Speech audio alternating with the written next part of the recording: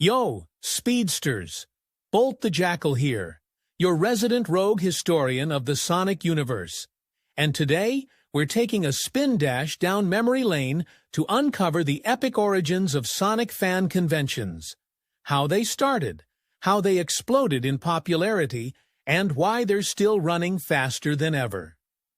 Back in the early 90s, the world was introduced to a blue blur who would change gaming history. Sonic the Hedgehog. His attitude, speed, and style sparked a fandom that was louder than a spin attack and more dedicated than Eggman on a Tuesday. But back then, fans had no real hub, no Chaos Emerald gathering spots, just magazines, fan mail, and maybe, a GeoCities fan page. Enter the Internet era, where fans from all over the world could finally connect. Message boards like Sonic HQ, the Sonic Stadium, and Sonic Retro became hangout zones, and that's when the idea began to form. What if we all met in person? It started as a whisper, then a plan, then boom, the first ever Sonic convention. Sonic Amateur Games Expo, also known as SAGE, launched online in 2000. Yeah, it was digital, but it was revolutionary. SAGE was the first true showcase of fan-made Sonic content. Games, art, music, the works, and it opened the floodgates. Fans were no longer just consumers. They were creators, level designers, animators, composers. SAGE proved that this fandom had power. But what about in-person meetups? That's where the real story takes off. In 2008, the first major real-world Sonic convention hit the UK, Summer of Sonic.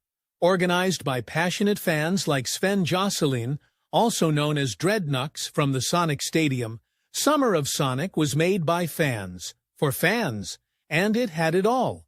Voice actors like Ryan Drummond and Mike Pollock. Live concerts, including the legendary Crush 40 cosplay competitions. Panels, merch, and non-stop fan energy. It wasn't just a gathering, it was a celebration of everything Sonic. Meanwhile, across the pond in the US, fans weren't sitting idle. In 2013, the West Coast gave rise to Sonic Revolution, an American fan convention that followed Summer of Sonic's lead. It quickly built its own identity, welcoming legendary guests, fan creators, and even Sega themselves at times. And just like that, a network of fan-run conventions was born. These events weren't just about nostalgia. They were about community. Kids who grew up with Sonic in the 90s were now adults, bringing their own kids. Artists debuted their first fan comics. Indie devs showed off fan games. Some even got hired by Sega later. Christian Whitehead, anyone? And let's not forget, these cons kept the spirit of Sonic alive even during the franchise's rough patches. And get this, Sega noticed. That's right, the fans made such a loud impact that Sega started supporting these events and even launched their own branded convention series, Sonic Boom. From 2011 to 2014, it gave fans a blend of official reveals and fan-driven energy. Sonic Boom, the show and the event, helped bridge the gap between fan culture and corporate recognition. A rare W, folks. The pandemic slowed things down, sure. But like Sonic in a speed trap, fan conventions never really stopped. They just adapted.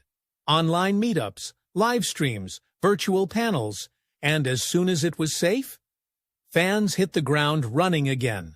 Summer of Sonic made a surprise comeback.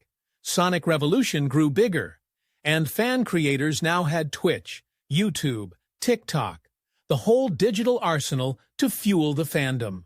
So why do Sonic fan conventions still matter? Because they're more than events. They're rally points, proof that this fandom isn't just alive, it's thriving. Whether you're a pixel artist, a speedrunner, a cosplayer, or someone who just really loves that blue blur, you've got a home at these cons. So next time you see a con pop up near you, go. Meet fellow fans, share your story, and remember, You're part of something bigger, something faster, something legendary. This is Bolt the Jackal, signing off. Until the next spin dash through history.